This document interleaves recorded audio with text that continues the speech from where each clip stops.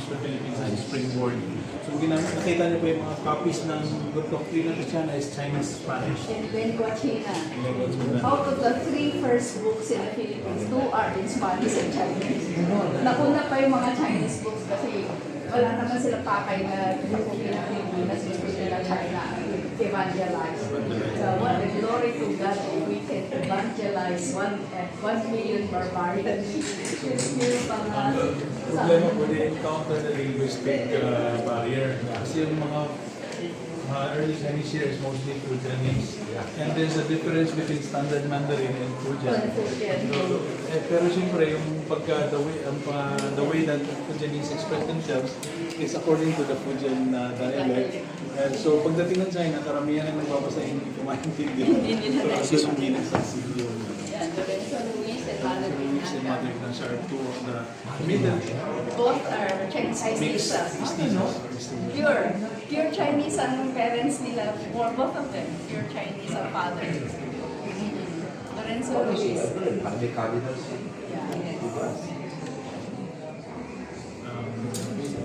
And here po we can see the religious syncretism, yung influence. Here is yung mga carvings ng mga religious figures. A lot of them are also carved by Chinese artisans. So, may nag-comment na bakit itong Mama Mary looks like Kuan Yin, Goddess of Mercy. Kasi mga artisans then are only familiar with the Oriental features. So, mas gamay nila yung Asian faces, so that's what they carved. And then dinamitan, naging Jesus, naging Mama Mary. And then just like this po, yung Christy Westman, there's yung design po nila, yung Buddha po dito is Chinese embroiderers. Because you can see yung chrysanthemum, yung lotus flower, these are flowers not native to the Philippines but they are found in China. And yun yung alam nila per their skill, per their experience, yun yung alam nila ng borda. So that's what they made. This is 400 plus years old, donated to us by San Agustin Church. 400 plus years old na. And then dito po is yung mga makikita niyo yung mga tombstones. Bakit po may tombstones? Kanina po nabanggit natin yung barter trade. So pag magpapalit na po ng goods yung Chinese ships, they came here on empty ships. Pero hindi po pwedeng completely empty. Hindi stable yung ships. So they needed stone ballasts. And Fujian province being a rich source of granite and marble, they put large marble blocks under the ships as ballast. And then pagdating dito, ibabagsak na yung stones, hindi na nila kailangan, kukunin na yung cargamento. The Spaniards and the Filipinos and the early Chinese realized na, good quality stone pala to. The Spaniards turned them into pavers, stone pavers, so which paved outside you can see Intramuros, were paved with these stones. And then the Chinese carved them up to become tombstones. Good quality tombstones, granite, marble. Kaya pa naging Piedra China. Bursa were also mixed Chinese-Spanish heritage. So ito sila yung mga medyo middle class na.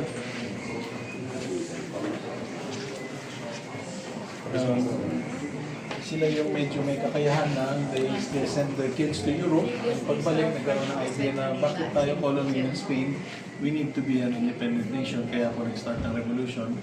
And as we know, 2 years after Rizal was executed, 1898, the first republic in Asia was founded, the Republic of the Philippines, which we don't over there.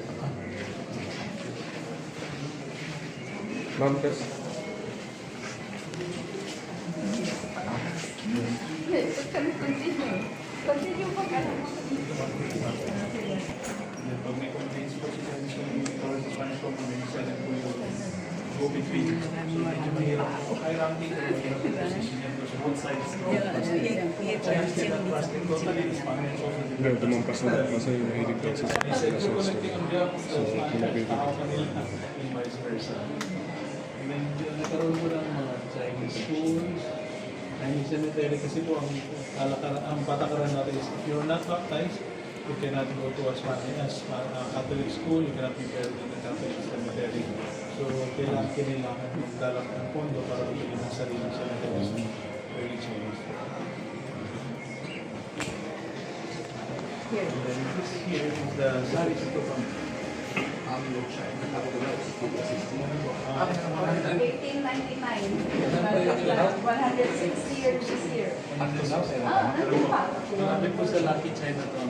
Yeah, the population dwindled kasi nung pinatayo yung 168 Lucky Chinatown, nag-suffer yung mga bata na papasok sa school, binubuli ng mga construction workers.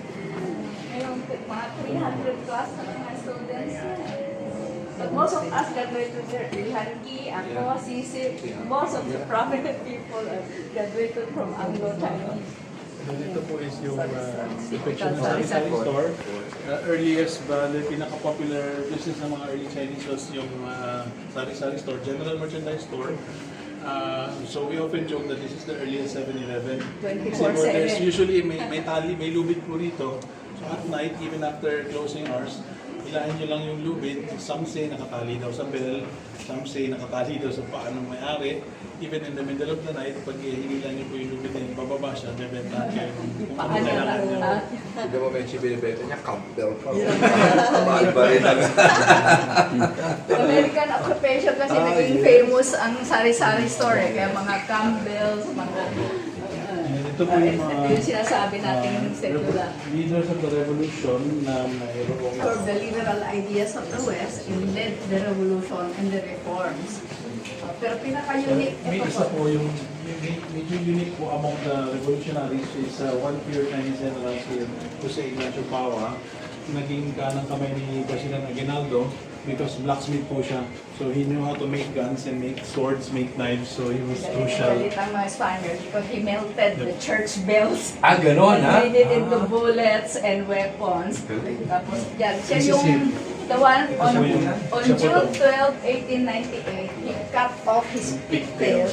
Malaya na ang Pilipinas, malaya na din ako sa aking pigtail. Was he born here or... No, he came from China. He escaped from China kasi nga, ano siya, parang member ng triad. Magaling siya sa Kung Fu.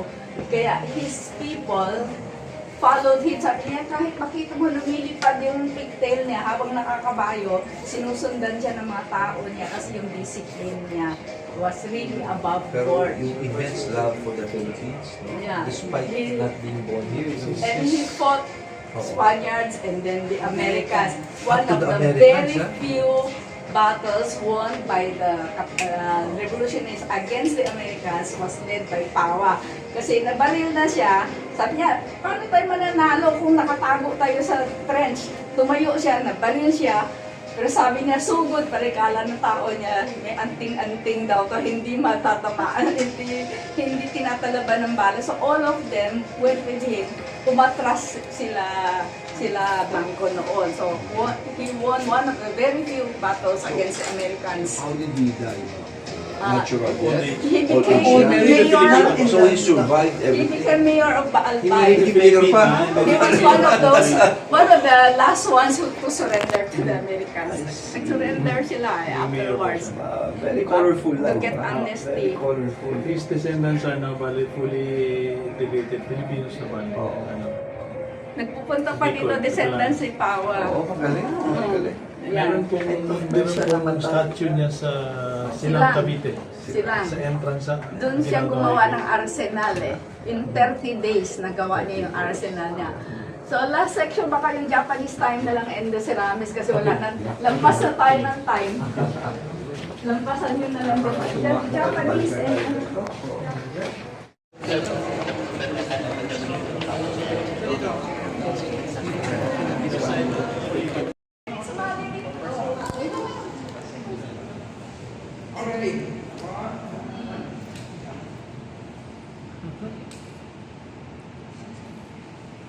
Pakita nila anong flavor ito, may mga mapa, may mga coins, kung ano-ano kumain ninyo.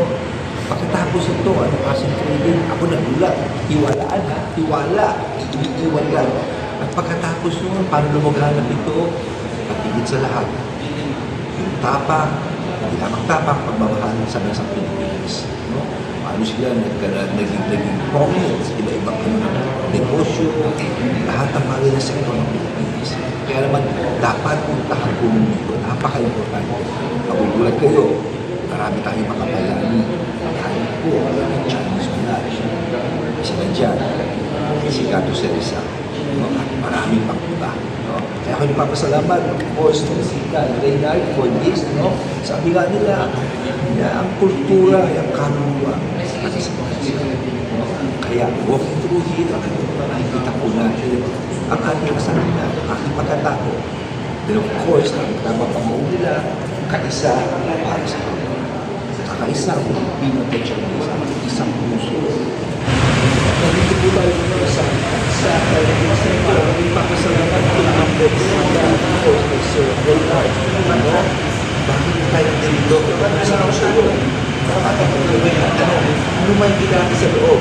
Ito sample ha? Ito isang leyon mo, ano? Leyon. Okay? Nakita niyo, pero ibigay yung paggawa niya, ito sample lamang. Alam mo kung saan ito? Sa San Agustin. Ang kuwan ko sa Negranda ay ang ating mga ancestors. Kaya, namin ay nakikita nito at pagkukulo, mga ginawa ng San Agustin, at sa ibang kultura sa ating Pilipinas, and of course, sa mga program ng future na nakikita natin, paano simula ito at nasaan tayo. No? Kaya, ang suggestion ko po, pumunta tayo dito. Tingnan natin ang ating kultura. Hanapan natin ang ating kasama. So, alika na, pasok po tayo sa iyo.